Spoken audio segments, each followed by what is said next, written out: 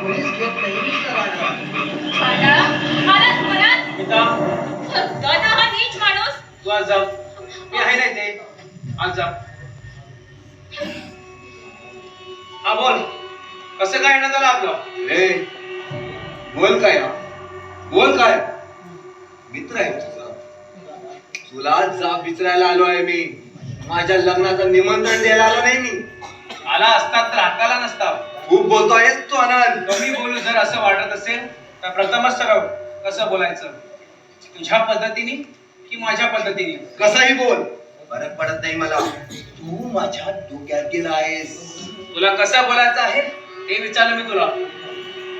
ठीक आहे, तुझ्या पद्धतीने बोल. ओके, ते बस. चहा वगैरे घेणार? ए हीच पद्धत आहे माझी. गेली खट्यात. शेवटी आलास ना आपल्या अवकातीवर. अवकात काढायची नाही हा आपली. छान होती, काढायला भाग पडलं. ठीक आहे, आता काढलीस तर मग दाखवतो तुला माझी अवकात. केव्हाच दाखवलं आहेस तू, अजूनही अशी वेगळी का दाखवणार? सुरुवात आहे नी, आणि सुरुवातीला शेवट समजून खूप मोठी चूक करतोयस तू आनंद. अगदी सहज चुका व्हायला आनंद कधीही घाईचा निर्णय घेत नाही. फक्त घेतलेला निर्णय बरोबर कसा आहे हे सिद्ध करण्याचा प्रयत्न करतो. तेव्हा आनंदकडून चूक होणं असंभव आहे. स्वतःच कौतुक करून घेणं मस्त जमतं हा तुला आनंद. कास कोणाचाही कौतुक करत नाही मी, आणि स्वतःचा तर नाहीच नाही. मग हे काय करत होता आता? डोक्याचा भाग नसलेल्या एका बेअक्कल माणसाला मी माझी आनंद बस. वर वर दिसणारा आनंदवर जाऊ नकोस. जर संयम सुटला तर हात उठला, आणि हात उठला तर तू दुनियातून उठला. आईच्या गावात आणि पाण्याच्या भावात बोलतोस तू बाकी लय बरे हा. हा नितेश तुला कोण वाटलं रे? हे बस इथे, सांगतो तुला. तू नाही, मी सांगणार आहे तुला. आता माझ्या नावाची कंप्लेंट देऊन 2 दिवस लॉकअप मध्ये राहायला भाग पाडलास मला.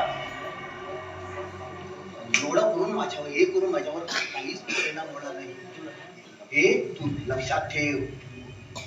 अरे 2 दिवस काय, 2 वर्ष तरी चढलास ना तर तुझ्यासारखं अक्कल शून्य माणसाला काहीच फरक पडत नाही. हे मी गृहीत धरूनच आहे. गुड, अर्ध काम सोपं केलंस तू माझं.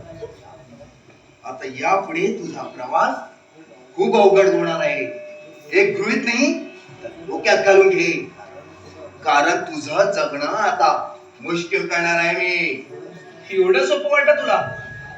अर्थात, कारण तू माझा अपमानच नाही तर दुखवला आहेस मला लॉकअप मध्ये टाकून.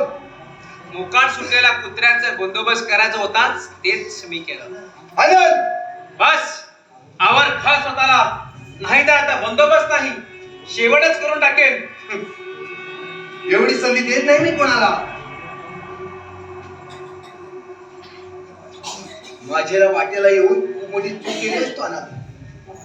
चुकीच्या माणसाबरोबर टक्कर देऊन तू फार मोठी चूक केली आहेस. तेव्हा अजूनही शाळा हो. मी तुला एक लास्ट मौका देतो.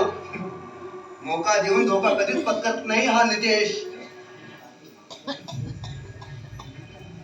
अमित आणि माझा फोटो दाखवून सुद्धा त्यावर विश्वास ठेवला नाही तू, आणि त्याचं लग्न लावून दिलास. हे चांगलं केलंच नाही तू. चांगल्याच गोष्टी करतो मी, की दोघं एकमेकावर जीवापाड प्रेम करता म्हणून त्यांना एकत्र होणं गरजेचं होतं. नाही, तिने धोका दिला मला. अरे धोका तर तू देत आहेस त्यांना, नकली फोटोग्राफ दाखवून. मी तर खरंच सांगत होतो. खोट्या गोष्टी सिद्ध करवतास तू, आणि हे त्याच वेळी माझ्या लक्षात आलं. मग तेव्हा का नाही सांगितलं? बोलण्याची नाही, करण्याची वेळ होती ती, आणि तेच मी केलं जे मला करायला हवं होतं ते. अजूनही काही वेगळं सांगायला हवं आहे का? थांब, तुला मी एक नमुना दाखवतो.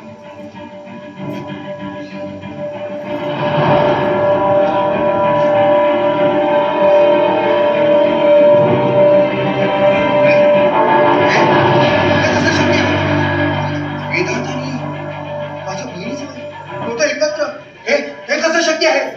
जसं तुला शक्य झालं होतं तसंही हेही शक्य झालं. आणि हो, हे फोटो मी फेसबुकवर अपलोड करणार आहे. नाही, तू असं काहीच करू शकत नाही. एवढं केलं, आता हेही करू शकतोय मी. आणि हे स्वतः वेदांतने सांगितलं होतं मला तुला दडावी शिकवण्यासाठी. काय झालं? हेच केलं होतंस ना तू अमिताच्या बाबतीत? अरे तुम्हाला काय वाटतं रे, हा टेक्नॉलॉजीचा खेळ फक्त तुम्हाला खेळत येतो? डोक्यात नेगेटिव्ह गोष्टी भला आहेस तर लोक त्या गोष्टीला डोकं लावणं, कुणाचाही फोटो मिळवणं काही अवघड नाही. फेसबुक ओपन करा, नाव सर्च करा आणि हवा तो फोटो घ्या आणि करा काय करायचं आहे ते. का तुमच्या बाबांचा मान नाही का? बस झालं. या कुणाच्या मनावर कसं परिणाम होईल याचा कधी विचार केलास काय? अशा सोशल साईटचा जरा चांगल्यासाठी उपयोग करा.